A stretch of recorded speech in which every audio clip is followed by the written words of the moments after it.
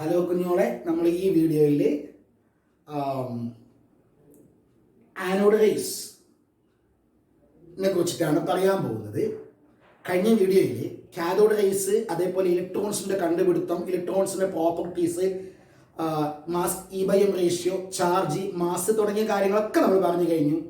ഈ വീഡിയോയിൽ നമ്മൾ എങ്ങനെയാണ് പ്രോട്ടോൺസ് കണ്ടുപിടിക്കപ്പെട്ടത് എന്നുള്ളത് നോക്കാം. പ്രോട്ടോൺസ് കണ്ടുപിടിച്ചത് റൂദർഫോർഡാണ്, ഏണസ്റ്റ് റൂദർഫോർഡ്.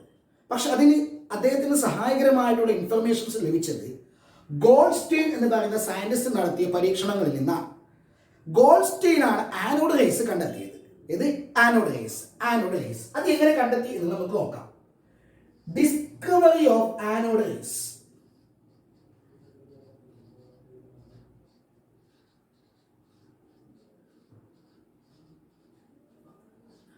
ആനോഡ് റേസ് എന്ന് പറയുന്ന വേറൊരു പേരാണ് കനാൽ റേസ്.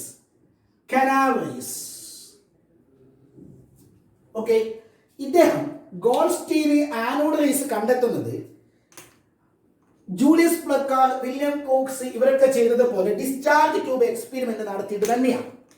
അപ്പോൾ ചെറിയൊരു മാറ്റം അദ്ദേഹം ആ ഡിസ്ചാർജ് ട്യൂബ് എക്സ്പെരിമെന്റ് നടത്തിയിട്ടുണ്ട്. എന്താണെന്ന് നോക്കാം. ഇതാണ് ഡിസ്ചാർജ് ട്യൂബ്.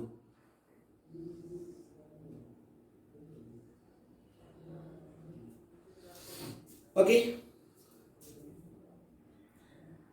ആ ഡിസ്ചാർജ് ട്യൂബിൽ രണ്ട് ഇലക്ട്രോഡുകൾ, മെറ്റാലിക് ഇലക്ട്രോഡുകൾ, അതിനെ ഹൈ വോൾട്ടേജ് സോഴ്സുമായിട്ട് കണക്ട് ചെയ്യുന്നു. Okay, this is positive and this is negative.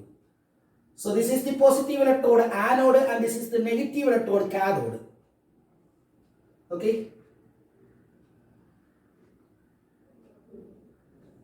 ഈ കാഥോഡിന് ശ്രദ്ധിക്കണം. ഈ കാഥോഡിന്, ഇതാണ് കാഥോഡ്, ഇത് ആ കാഥോഡിന് ചെറിയൊരു മാറ്റം അദ്ദേഹം വരുത്തി.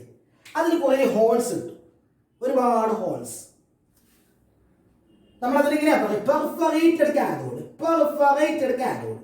Cathode consisting of minute pores,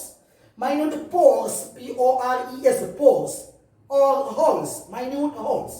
perforated cathode ഇതാണ് അദ്ദേഹം ഉപയോഗിച്ചത്. എന്നിട്ട് അതിന്റെ പിറകിൽ, ആ കാഥോഡിന്റെ പിറകിൽ ഗ്ലാസ് ട്യൂബിൽ ഫോട്ടോഗ്രാഫിക് പ്ലേറ്റ് വെച്ചിട്ടുണ്ട്. അതായത് ഫ്ലൂറസെന്റ് സബ്സ്റ്റൻസ് കോട്ട് ചെയ്തിട്ടുണ്ട്. എന്തിനാണ് ഇതിന് പറയേണ്ട കാര്യമില്ലല്ലോ. ഓക്കെ, ഇതിന്റെ ഉള്ളിൽ ലോ പ്രഷറിൽ ഗ്യാസ് ഫില്ല് ചെയ്തിട്ടുണ്ട്. അപ്പോൾ ശ്രദ്ധിക്കണം, അപ്പോൾ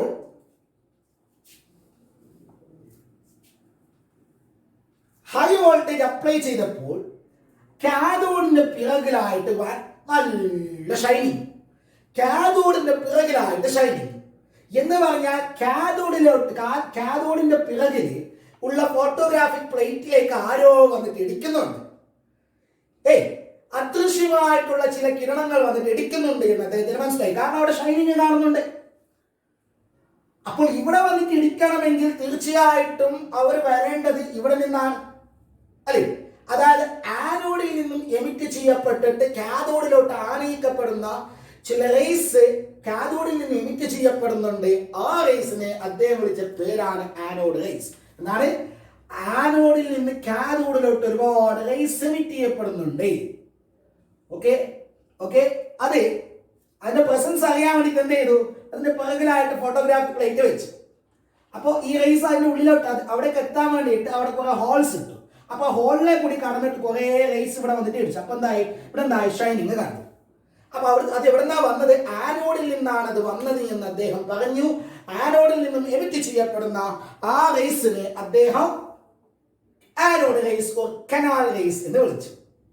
ഓക്കെ അല്ലേ? ഇതാണ് അദ്ദേഹത്തിന്റെ എക്സ്പെരിമെന്റ്. ഓക്കെ, എന്നിട്ട് ഇതിൽ നിന്ന് അദ്ദേഹം ആനോഡ് റേസിന്റെ ചില പ്രോപ്പർട്ടീസും പറഞ്ഞു.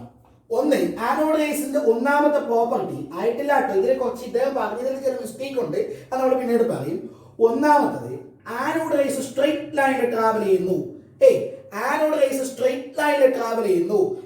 വില്യം കോക്സ് ചെയ്ത പോലെ തന്നെ മെറ്റീരിയൽ പാർട്ടിക്കിൾ വെച്ചു, അതിന്റെ പിന്നെ ഷാഡോ ഉണ്ടാവുന്നു നോക്കി. അതിൽ നിന്ന് മനസ്സിലായി. ഇനി പറയണ്ടല്ലോ, അത് നമ്മൾ കഴിഞ്ഞ വീഡിയോയിൽ പറഞ്ഞിട്ടുണ്ട്. Okay, they travel in straight line just like cathode rays. They travel in straight line ആരെപ്പോലെ just like cathode rays. Okay, രണ്ടാമത്തത് ഇവിടെ ഒരു പാഡിൽ വീല്, നമ്മൾ നേരത്തെ പറഞ്ഞൊരു പമ്പരം അത് വെച്ചപ്പോൾ അത് കറങ്ങാൻ തുടങ്ങി. തീർച്ചയായിട്ടും അതിന്റെ അർത്ഥം എന്താ? ആനോഡ് റേസ് വന്നിട്ട് ഇടിക്കുന്നതിന്റെ ഫലമായിട്ടാണ് അത് കറങ്ങിയത്. എങ്കിൽ ആനോഡ് റേസിൽ ആരുണ്ട്? മെറ്റീരിയൽ പാർട്ടിക്കിൾസ് ഉണ്ട്. mass ഉള്ള particles ഉണ്ട്.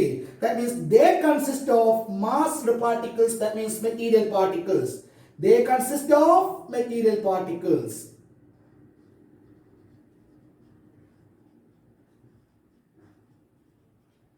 അപ്പൊ എന്താ? കാഥോഡ് റേസിന് മാസ് ഉണ്ട്, കാഥോഡ് റേസിലെ പാർട്ടിക്കിൾസിന് മാസ് ഉണ്ട്. അവർ നമ്മൾ ഇലക്ട്രോൺസ് എന്ന് വിളിച്ചു. ഇപ്പൊ മനസ്സിലായി? ആനോഡ് റേസ് എന്ന് പറയുന്നത് വെറും റേസ് അല്ല, അതിൽ ഒരുപാട് പാർട്ടിക്കിൾസ് ആണ് ഉള്ളത്. പാർട്ടിക്കിൾസ് ഇങ്ങനെ ഫ്ലോ ചെയ്യാണ്. ഓക്കെ, എങ്ങനെ മാസ് ഉള്ള പാർട്ടിക്കിൾസ് ആണത്. ഓക്കെ, മൂന്നാമത്തത്, എന്നിട്ട് അദ്ദേഹം അവിടെ ഇലക്ട്രിക് ഫീൽഡ് അപ്ലൈ ചെയ്യും. ഇലക്ട്രിക് ഫീൽഡ് അപ്ലൈ ചെയ്തപ്പോൾ ഇവിടെ പോസിറ്റീവും ഇവിടെ നെഗറ്റീവ് ചാർജും അപ്ലൈ ചെയ്തപ്പോൾ എന്ത് സംഭവിച്ചു എന്ന് അറിയാവോ? ഈ റേസ് എല്ലാം സാധാരണ ഈ ഫീൽഡ് അപ്ലൈ ചെയ്യാത്ത സമയത്ത് സ്ട്രെയിറ്റ് ലൈനിൽ ട്രാവൽ ചെയ്തുകൊണ്ടിരുന്ന ആ റേസ് എല്ലാവരും നെഗറ്റീവ് പ്ലേറ്റിന്റെ അടുത്തോട്ട് ഡിഫ്ലക്ട് ചെയ്തു. മീനിങ് എന്താ? ചാർജ് ഉണ്ടെങ്കിലല്ലേ വേറൊരു ചാർജിന്റെ അടുത്തോട്ട്, നെഗറ്റീവ് ചാർജിന്റെ അടുത്തോട്ട് അത് ഡിവൈഡ് ചെയ്യത്തുള്ളൂ. നെഗറ്റീവ് ചാർജിന്റെ അടുത്തോട്ട് ഡിവൈഡ് ചെയ്യണമെങ്കിൽ ഇതിലുള്ള പാർട്ടിക്കിൾസിന്റെ ചാർജ് ഉണ്ട്, ആ ചാർജ് ഏതാ? പോസിറ്റീവ് ആണ്. That means ആനോഡ് റേസില് മാസ് ഉള്ള പാർട്ടിക്കിൾസ് ഉണ്ട്, ആ പാർട്ടിക്കിൾസിന് ചാർജ് ഉണ്ട്, ആ ചാർജ് പോസിറ്റീവ് ആണ്. Okay, they consisting of material particles, they have a positive charge. എങ്ങനെ മനസ്സിലായി പോസിറ്റീവ് ചാർജ് എന്ന്? when electric field is applied, they deflect towards the negative plate of the electric field, which indicates that these material particles of anode rays consist of a positive charge. Okay, ഇത്രയാണ് ആര് പറഞ്ഞതെന്ന് അറിയാവോ? ഗോൾസ്റ്റൈൻ പറഞ്ഞത്. ആയിട്ടില്ല, anode റേസിന്റെ full properties നമ്മൾ പറഞ്ഞിട്ടില്ല, നമ്മൾ അതിലേക്ക് വരുന്നു. ഇത്രയാണ് ഗോൾസ്റ്റൈൻ പറഞ്ഞത്. ഗോൾസ്റ്റൈൻ പറഞ്ഞു പോസിറ്റീവ് പ്ലേറ്റിൽ നിന്ന് നെഗറ്റീവ് പ്ലേറ്റിലോട്ട് ആനോഡ് റേസ് എമിറ്റ് ചെയ്യപ്പെടുന്നു. ഇത്രയാണ് അതിന്റെ പ്രോപ്പർട്ടീസ്. ഓക്കെ, ഇനി ഇത് ബാക്കി പറയുന്നത് റൂദർഫോർഡാണ്. റൂദർഫോർഡ് ഇതിന്റെ കുറച്ചുകൂടി അധികമായിട്ട് സ്റ്റഡി ചെയ്യും. ഇത് കണ്ടാണ് റൂദർഫോർഡ് പറയുന്ന കാര്യങ്ങൾ ശ്രദ്ധിക്കണം. ഗോൾസ്റ്റൈൻ പറഞ്ഞതുപോലെ ആനോഡ് റേസിന്റെ ഓറിജിൻ ആനോഡ് അല്ല. ആനോഡ് റേസിന്റെ ഓറിജിൻ ആനോഡ് അല്ല. ഗോൾസ്റ്റൈൻ ഈ എക്സ്പെരിമെന്റ് നടത്തിയത് 1886-ലാണ്. വർഷങ്ങൾ കഴിഞ്ഞിട്ട് 1909-ലാണ് റൂദർഫോർഡ് അതിന്റെ ബാക്കി കാര്യങ്ങൾ പറയുന്നത്. ഗോൾസ്റ്റൈൻ പറഞ്ഞതുപോലെ എന്ത്? പോസിറ്റീവ് ചാർജുള്ള ആനോഡ് റേസ് വരുന്നത് ആനോഡിൽ നിന്നല്ല ശരിക്കും. പിന്നെ എന്തെന്ന് അറിയാവുക? ഈ എക്സ്പെരിമെന്റ് നടത്തുമ്പോൾ, അതായത് ഗോൾസ്റ്റൈൻ്റെ ഈ ഡിസ്ചാർജ് ട്യൂബ് എക്സ്പെരിമെന്റ് നടത്തുമ്പോൾ ആക്ച്വലി എന്ത് സംഭവിക്കുന്നുണ്ടെന്ന് അറിയാവുക? ഈ കാഥോഡിൽ നിന്ന് ആനോഡിലോട്ട് കാഥോഡ് റേസ് എമിറ്റ് ചെയ്യുന്നുണ്ട്. കാഥോഡ് റേസ് എമിറ്റ് ചെയ്യുന്നുണ്ട്. അതവിടെ സംഭവിക്കുന്നുണ്ട്. അത് മനസ്സിലാക്കണമെന്നുണ്ടെങ്കിൽ ഇതാ ഈ ഭാഗത്ത് നിങ്ങൾ ഫോട്ടോഗ്രാഫിക് പ്ലേറ്റ് വെച്ചാൽ മതി. അപ്പൊ ഇവിടെ ഷൈനിങ് കാണാൻ പറ്റും. അവിടെ ഷൈനിങ് കാണുന്ന പോലെ തന്നെ ഇവിടെ ഫോട്ടോഗ്രാഫിക് പ്ലേറ്റ് വെച്ചാൽ ഇവിടെയും ഷൈനിങ് കാണാൻ പറ്റും. അതായിരുന്നറിയോ? ആ ഷൈനിങ് ഉണ്ടാക്കിയതായിരുന്നറിയോ? ഈ കാഥോഡിൽ നിന്നും എമിറ്റ് ചെയ്യപ്പെടുന്ന കാഥോഡ് റേസ് ആണ് അത് ഉണ്ടാക്കുന്നത്. ഓക്കെ, അത് ജെ തോംസന്റെ എക്സ്പെരിമെന്റിൽ നിന്ന് ക്ലിയർ ആണ്. ഓക്കെ, ജെ തോംസൺ 1898-ലാണ് കാര്യങ്ങൾ പറയുന്നത്, മനസ്സിലാക്കണം. ഓക്കെ, അപ്പൊ ജെ തോംസന്റെ എക്സ്പെരിമെന്റിൽ നിന്നും ഇത് മനസ്സിലായി. കാഥോഡിൽ നിന്ന് ആനോഡിലോട്ട് കാഥോഡ് റേസ് എമിറ്റ് ചെയ്യപ്പെടുന്നുണ്ട്. അപ്പോൾ അത് ആരെങ്കിലും പറഞ്ഞു അദ്ദേഹം അത് ഇലക്ട്രോൺ ആണ് പറഞ്ഞു കഴിഞ്ഞു. ഇനി നമ്മൾ പറയുന്നത് 1909-ലെ കാര്യമാണ്. 1909-ലെ കാര്യം പറയുമ്പോൾ ഇലക്ട്രോണിനെ കുറിച്ച് പറയാലോ. എന്തേ 98-ല് തന്നെ എന്ത് സംഭവിച്ചു? ഇലക്ട്രോണെ കണ്ടുപിടിച്ചു. അപ്പൊ കാഥോഡ് റേസിൽ ഒരുപാട് ഇലക്ട്രോൺസ് ഉണ്ടല്ലോ. അപ്പൊ കാഥോഡ് റേസ് ഇങ്ങനെ മൂവ് ചെയ്യുമ്പോൾ അതിന്റെ ഇടയ്ക്ക് ഒരുപാട് ഗ്യാസ് മോളിക്യൂൾസ് ഇല്ലേ? ഇത് അതിൽപ്പെട്ട ഒരു ഗ്യാസ് മോളിക്യൂൾ ആണെന്ന് വിചാരിക്കാം. ആ ഗ്യാസ് മോളിക്യൂളിൽ ഇലക്ട്രോൺ കറങ്ങുന്നുണ്ട്. അപ്പോൾ കാഥോഡിൽ നിന്നും വരുന്ന സ്പീഡിൽ വരുന്ന ഇലക്ട്രോൺ എന്താണെന്ന് അറിയാവോ? ഈ ഇലക്ട്രോണുമായിട്ട് കൊളൈഡ് ചെയ്യും. എന്നിട്ട് ഇതിനെ പുറത്തോട്ട് താഴും, നോക്കൗട്ട് ചെയ്യും, തട്ടിക്കളയും. അപ്പൊ അതിന്റെ ഫലമായിട്ട് ഈ ആറ്റത്തിന് എന്ത് സംഭവിച്ചു? ഇലക്ട്രോൺ ലോസ് സംഭവിച്ചു. അപ്പോൾ ആറ്റത്തിന് ഇലക്ട്രോൺ ലോസ് സംഭവിച്ചു കഴിഞ്ഞാൽ ആറ്റത്തിന് എന്ത് കിട്ടും? ഒരു പോസിറ്റീവ് ചാർജ് കിട്ടും. അതായത് ആറ്റം പോസിറ്റീവ് ചാർജുള്ള അയോണായിട്ട് മാറി, ഗ്യാസ് അയോണായിട്ട് മാറി. അതാണ് പറഞ്ഞത്. എന്താണ്? കാഥോഡ് റേസ് മൂവ് ചെയ്യുന്ന ഗ്യാസിനെ അത് അയണൈസ് ചെയ്യുമെന്ന് നമ്മൾ നേരത്തെ പറഞ്ഞിട്ടില്ലേ? കാഥോഡ് റേസിന്റെ പ്രോപ്പർട്ടീസ് പറയുമ്പോൾ ആ സംഗതി ഇതാണ്. കാഥോഡ് റേസ് ഒരു ഗ്യാസിലേക്ക് കൂടി മൂവ് ചെയ്യുമ്പോൾ ഗ്യാസുമായിട്ട് കൊളൈഡ് ചെയ്തിട്ട് അതിൽ ഇലക്ട്രോണുകളെ തട്ടിത്തെറിപ്പിച്ചിട്ട് ആ ഗ്യാസിനെ അത് അയണൈസ് ചെയ്യുന്നു. അപ്പോൾ എന്ത് സംഭവിക്കും? കാഥോഡ് റേസ് കാഥോഡ് റേസിന്റെ ഇടി വഴി അയോണും ഇലക്ട്രോണും ഉണ്ടാവും. ആ ഇലക്ട്രോൺ അങ്ങോട്ട് മൂവ് ചെയ്യും. അയോൺ ഉണ്ടാകില്ലേ? പോസിറ്റീവ് ചാർജുള്ള അയോണ്, ആ അയോൺസ് ഇവിടെ നിന്ന് നെഗറ്റീവ് ചാർജില്ല, ആ നെഗറ്റീവ് ചാർജിനെ അട്രാക്ട് ചെയ്യപ്പെടും. നെഗറ്റീവ് ചാർജിനാൽ അട്രാക്ട് ചെയ്യപ്പെട്ടിട്ട് ഇങ്ങോട്ട് വാങ്ങിക്കൊണ്ട് വരും. ഓക്കെ, അതായത് ഇതിന്റെ ഇടയിലുണ്ടാകുന്ന പോസിറ്റീവ് ചാർജുള്ള അയോണുകളാണ് റേസ് ആയിട്ട് ഇങ്ങോട്ട് വന്നത്. That means the origin of anode rays is actually what? The space between anode and cathode, and actually these anode rays are not originated from this anode.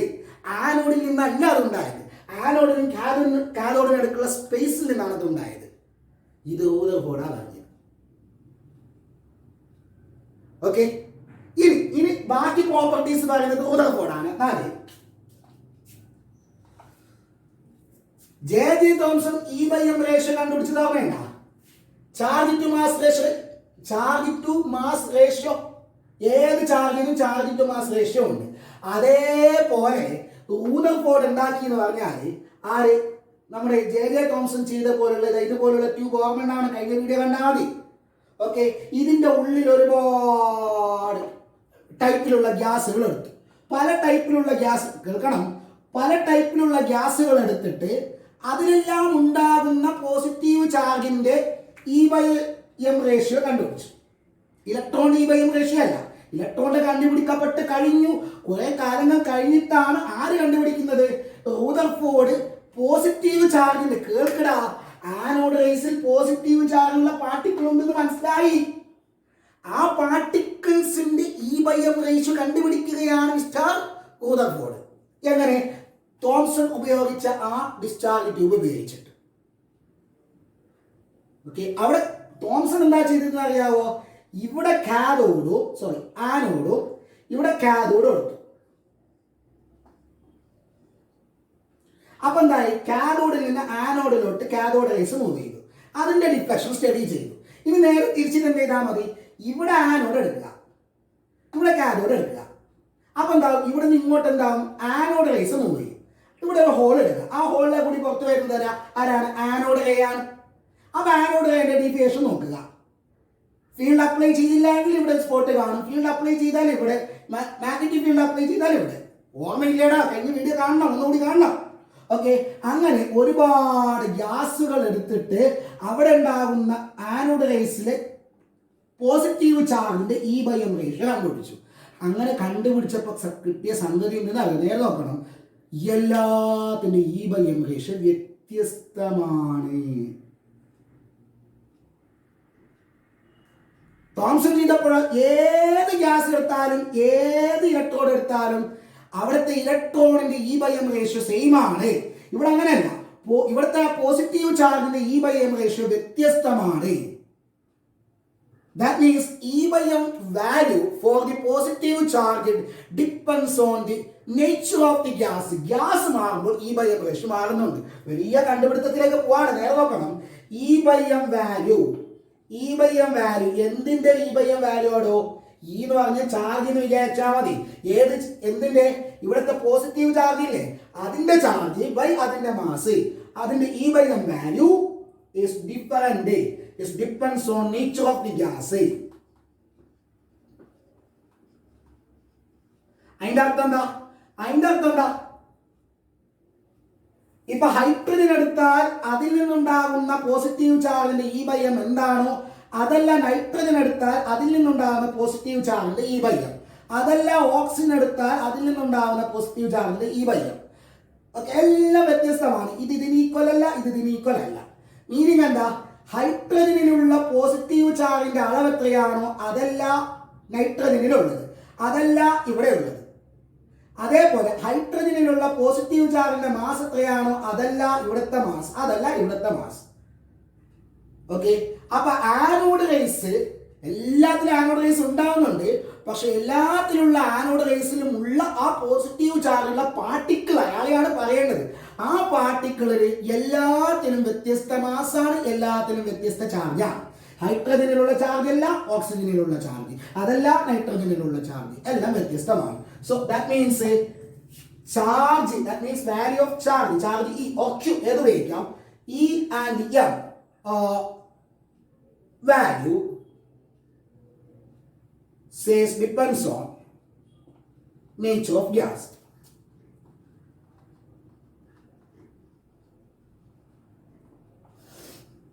ഇനി അടുത്തത് ലാസ്റ്റ്, അങ്ങനെ ഒരുപാട് ഗ്യാസുകൾ എടുത്ത് ഇ ബൈ എം വാല്യൂ കണ്ടെത്തിയില്ലേ? ഒരുപാട് ഗ്യാസുകളുടെ E by M value, ഗ്യാസുകളുടെ അല്ല, ഗ്യാസിലുള്ള പോസിറ്റീവ് ചാർജ് പാർട്ടിക്കിളിന്റെ ഇ ബൈ എം വാല്യൂ കണ്ടെത്തി. എല്ലാത്തിനും ഇ ബൈ എം വാല്യൂ കണ്ടെത്തിയിട്ടാകുമ്പോൾ നമ്മൾ ഇലക്ട്രോണിന്റെ ഇ ബൈ എം വാല്യൂ കണ്ടെത്തിയത് ഓർമ്മയുണ്ടത് എത്രയാ? 1.76 × 10⁻11 കൂളം പെർ കിലോഗ്രാം എന്നല്ല കണ്ടെത്തിയത്. ഇതിനേക്കാൾ ചെറുതാണ്. ഏത് ഗ്യാസ് എടുത്തിട്ടും ഇ ബൈ എം വാല്യൂ കണ്ടെത്തി കഴിഞ്ഞപ്പോൾ അതിൽ നിന്നെല്ലാം കിട്ടുന്ന ആ പോസിറ്റീവ് ചാർജുള്ള പാർട്ടിക്കിളിന്റെ E by M value negative ചാർജുള്ള ഇലക്ട്രോൺ ഉണ്ടല്ലോ അതിന്റെ ഇ ബൈ എം വാല്യൂവിനേക്കാളും ചെറുതാണ്, വളരെ ചെറുതാണ്. ഈ നെഗറ്റീവ് ചാർജുള്ള ഇലക്ട്രോണിന്റെ ഇ ബൈ എം വാല്യൂവിനേക്കാൾ ചെറുതാണ് പോസിറ്റീവ് ചാർജുള്ള പാർട്ടിക്കിളിന്റെ E by M value. Meaning എന്താ? ഇവിടുത്തെ ഇലക്ട്രോണിന്റെ മാസ് എത്രയാണോ അതിനേക്കാൾ വലുതാണ് ഇവിടുത്തെ ചാർജിന്റെ മാസ്. കാരണം മാസ് അല്ലടാ, ഡിനോമിനേറ്റർ കൂടുമ്പോഴല്ലേ വാല്യൂ കുറയുന്നത്. അതായത് നെഗറ്റീവ് ചാർജുള്ള ഇലക്ട്രോണിന്റെ മാസ് എത്രയാണോ അതിനേക്കാൾ ഹെവിയറാണ് ആനോഡ് റേസിലുള്ള പാർട്ടിക്കിളിന്റെ മാസ്. ഇതിലേക്ക് ആനോഡ് റേസ് പോകുന്ന കണ്ടാണ് ഇങ്ങോട്ട് ഇവിടുന്ന് ഇങ്ങോട്ട്, അതിൽ കുറെ പാർട്ടിക്കിൾ ഇല്ലേ, അതിന്റെ മാസ് ഇല്ലേ, അതിനേക്കാൾ വെയിറ്റ് കൂടിയ ആൾക്കാരാണ് ഈ ആനോഡ് റേസിലെ പാർട്ടിക്കിളിന്റെ മാസ്. വെയിറ്റ് കൂടിയ ആൾക്കാരാണ് ആനോഡ് റേസിലെ പാർട്ടിക്കിൾസ്. ഓക്കെ, ഹെവിയർ ആയിട്ടുള്ള പാർട്ടിക്കിൾസ് ആണ്, ഇലക്ട്രോണിനേക്കാൾ ഹെവിയർ ആയിട്ടുള്ള പാർട്ടിക്കിൾ ആണ്. അതുകൊണ്ടാണ് അതിന്റെ ഇ ബൈ എം വാല്യൂ കുറഞ്ഞത്. Okay, so E by M value is less than E by m value of a electron. Okay, ഇതുവരെ സാധനത്തിലേക്ക് എത്തിയിട്ടില്ല കേട്ടോ. ആ പാർട്ടിക്കിളിനെ കുറിച്ചിട്ടുള്ള, അതായത് ഇതിലേക്ക് ഇങ്ങോട്ട് പോകുന്ന പാർട്ടിക്കിൾ ഉണ്ടല്ലോ, പോസിറ്റീവ് ചാർജുള്ള പാർട്ടിക്കിൾ എന്ന് മനസ്സിലായി. ആ പാർട്ടിക്കിളിനെ കുറിച്ചിട്ടാണ് ഇതുവരെ പറഞ്ഞത്. അതിന് ഇതുവരെ പേര് കൊടുത്തിട്ടില്ല. ഇത്രയും കാര്യങ്ങൾ ആര് പറഞ്ഞു? ഗോൾഡ്സ്റ്റീൻ പറഞ്ഞു. ഇത്രയും കാര്യങ്ങൾ ആര് പറഞ്ഞു? റൂദർഫോർഡ് പറഞ്ഞു. അപ്പൊ ഇതൊക്കെയാണ് ആനോഡ് റേസിന്റെ പ്രോപ്പർട്ടീസ്. സംശയമില്ലല്ലോ, ഒട്ടുമില്ലല്ലോ. ഓക്കെ, ഇനി നമ്മൾ ആ കാര്യത്തിലേക്ക് പോവാണ്, കാര്യമായ സംഗതി. ഓക്കെ, അപ്പോ പല ഗ്യാസുകൾ എടുത്തിട്ട് nitrogen, oxygen, fluorine, neon, helium, അങ്ങനെ പല ഗ്യാസുകൾ എടുത്തിട്ട് ഈ എക്സ്പെരിമെന്റ് നടത്തി എല്ലാത്തിലും ഇ ബൈ എം വാല്യൂ കണ്ടെത്തി. എല്ലാം ഡിഫറെന്റ് ആണ്. എന്നിട്ട് ഈ ഇ ബൈ എം വാല്യൂ ഏറ്റവും കൂടുതൽ കിട്ടിയത് ആർക്കെന്ന് അറിയാമോ? കുറേ ചെയ്തു പറഞ്ഞില്ല, ഇതൊക്കെ ഏറ്റവും കൂടുതൽ കിട്ടിയത് ആർക്കെന്ന് അറിയാവോ? when hydrogen gas is taken, E by M value is E by M value ഏറ്റവും കൂടുതൽ കിട്ടിയത് ഹൈഡ്രജൻ ഗ്യാസ് എടുത്തപ്പോഴാണ്. മീനിങ് എന്താ? ഇവിടെ ഹൈഡ്രജൻ ഗ്യാസ് എടുത്തപ്പോൾ അതിൽ നിന്നുണ്ടാകുന്ന പോസിറ്റീവ് ചാർജ് ഉണ്ടല്ലോ, ഹൈഡ്രജനിൽ നിന്നുണ്ടാകുന്ന പോസിറ്റീവ് ചാർജ് അതാണ് ഏറ്റവും ചെറുത്. അതിന്റെ മാസാണ് ഏറ്റവും ചെറുത്. അതിന്റെ മാസ് ഏറ്റവും ചെറുതാകുമ്പോഴല്ലേ ഈ വാല്യൂ ഏറ്റവും വലുതാകുന്നത്, ഈ ബയ്യം ഏറ്റവും വലുതാകുന്നത്. ഓക്കെ, അപ്പൊ ഇനി കാര്യത്തിലേക്ക് വരാണ്, ആ പോയിന്റിലേക്ക് വരാണ്. സോ ഡിഫറെന്റ് ഗ്യാസുകൾ എടുത്തിട്ട് ഇ ബൈ എം വാല്യൂ കണ്ടെത്തി.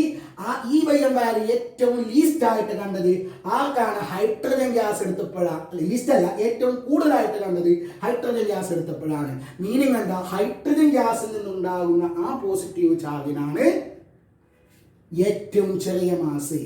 അപ്പൊ ഏറ്റവും ചെറിയ പോസിറ്റീവ് ചാർജ് ഹൈഡ്രജനിൽ നിന്നുണ്ടാകുന്നതാണ്. പോരാ, എന്നിട്ടോ ബാക്കിയുള്ളതിനെ നോക്കുമ്പോണ്ടല്ലോ ഇതിന്റെ മാസ് എത്രയാണോ അതിന്റെ മൾട്ടിപ്പിളാണ് ഇതിൻ്റെത്. ഇതിന് ദാറ്റ് മീൻസ് ഇതിന്റെ മാസ് ഏറ്റവും ചെറുതാണെന്ന് മനസ്സിലായല്ലോ. ഇതിന്റെ മനസ്സിലാകുന്നില്ല പോട്ടെ, ഏറ്റവും ചെറുത് ഹൈഡ്രജനാണെന്ന് മനസ്സിലായല്ലോ. എന്ത് ഹൈഡ്രജനിൽ നിന്നുണ്ടാകുന്ന പോസിറ്റീവ് ചാർജാണ് ഏറ്റവും ലൈറ്റസ്റ്റ് ആയിട്ടുള്ള പോസിറ്റീവ് ചാർജ്. അങ്ങനെ ഹൈഡ്രജന്റെ E/m വാല്യൂ കണ്ടെത്തി. അതിൽ നിന്ന് ആ സാധനത്തിന്റെ മാസം കണ്ടെത്തി. That mass is very small. അതിനേക്കാളും ചെറിയ പോസിറ്റീവ് ചാർജ് ഇല്ല. ഇനി ഇതിൻ്റെത് എത്രയാണോ അതിൻ്റെ 2 ഇരട്ടിയാണ് ഹീലിയത്തിൻ്റെത് എന്ന് കിട്ടി.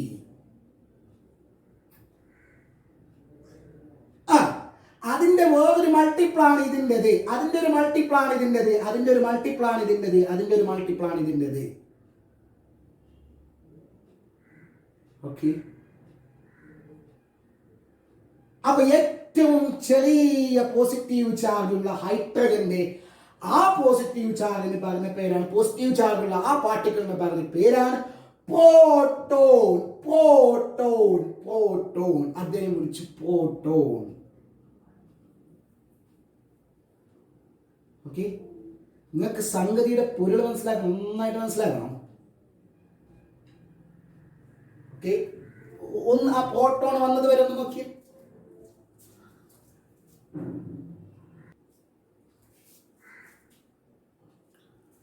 ഓക്കെ, അപ്പൊ ഹൈഡ്രജനിൽ നിന്നുണ്ടാകുന്ന, ഹൈഡ്രജൻ ഗ്യാസിൽ നിന്നുണ്ടാകുന്ന പോസിറ്റീവ് ചാർജിനെയാണ് പ്രോട്ടോൺ എന്ന് വിളിച്ചത്. ഇനി ഹീലിയം ഗ്യാസ് എടുക്കും. ഹീലിയത്തിൽ നിന്നുണ്ടാകുന്ന ആ പോസിറ്റീവ് ചാർജിന്റെ മാസ് കണ്ടെത്തി. ആ മാസ് കണ്ടെത്തിയപ്പോൾ മനസ്സിലായതെന്ന് അറിയോ? ഹൈഡ്രജനിൽ എത്ര പോസിറ്റീവ് ചാർജ് ഉണ്ടോ അതിന്റെ 2 മടങ്ങ്. ഹൈഡ്രജനിൽ എത്ര പോസിറ്റീവ് ചാർജ് ഉണ്ട്? 1 പ്രോട്ടോൺ. അപ്പൊ ഇതിൽ 2 പ്രോട്ടോൺ. നൈട്രജന്റെ കണ്ടെത്തി. നോക്കുമ്പോൾ എന്താ അറിയാവോ? ഹൈഡ്രജനുള്ളതിന്റെ 7 ഇരട്ടി, 7 പ്രോട്ടോൺ.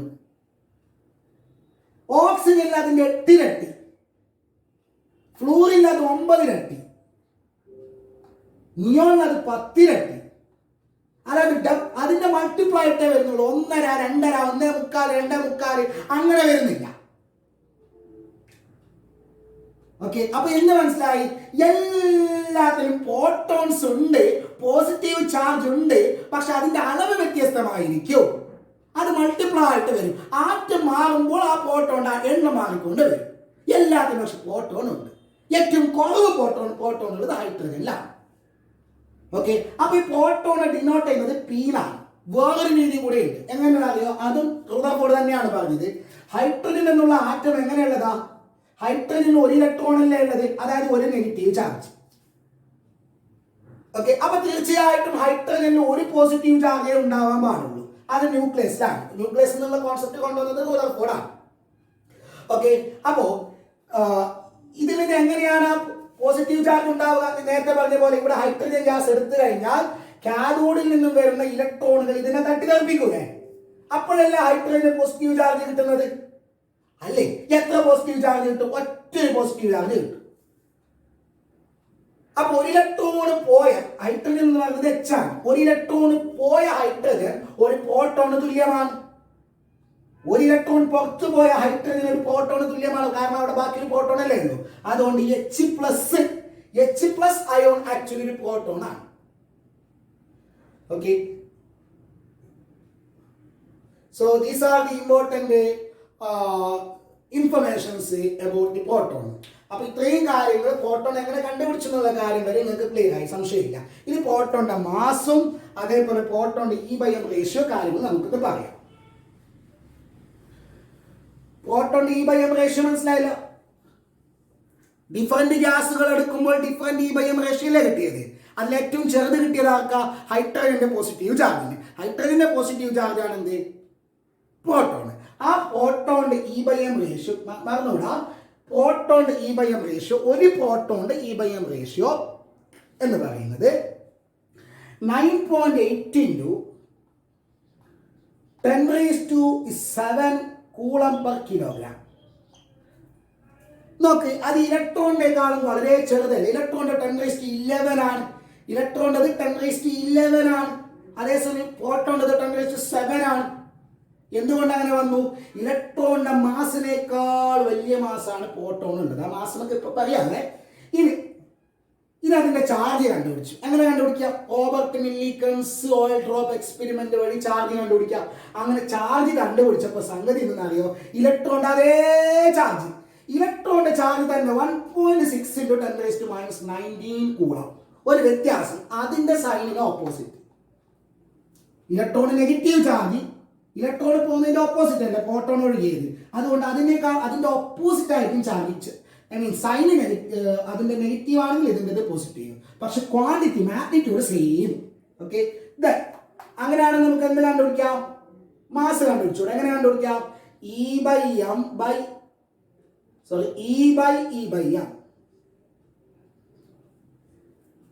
അതായത് this value by this value. അപ്പൊ നമുക്ക് കിട്ടുന്നത് എന്താ പറയുക? 1.672. ഇത് മറന്നുകൂടെ, നമുക്ക് ആവശ്യമുള്ളതാണ്. 10⁻27 കിലോഗ്രാം. നോക്ക്, ഇലക്ട്രോണേക്കാൾ എത്രയും വലുതാണ്. ഇലക്ട്രോണിന്റെ 10⁻31 ആണ് ചെറുത്. അതിനേക്കാൾ 10⁴ ടൈംസ് ആയിരുന്നു. 10,000 മടങ്ങിലധികം എന്താ പറയാ മാസ് കൂടിയതാണ് പ്രോട്ടോണ്. ഓക്കെ, അപ്പോൾ these are the important values related to protons. Okay, ഇനി അടുത്ത ക്ലാസ്സിൽ നമുക്ക് ന്യൂട്രോൺസിന്റെ കണ്ടുപിടുത്തത്തിനെ കുറിച്ച് പറയാം. അപ്പോൾ ഇത് നന്നായിട്ട് പഠിക്കുക. ഓക്കെ.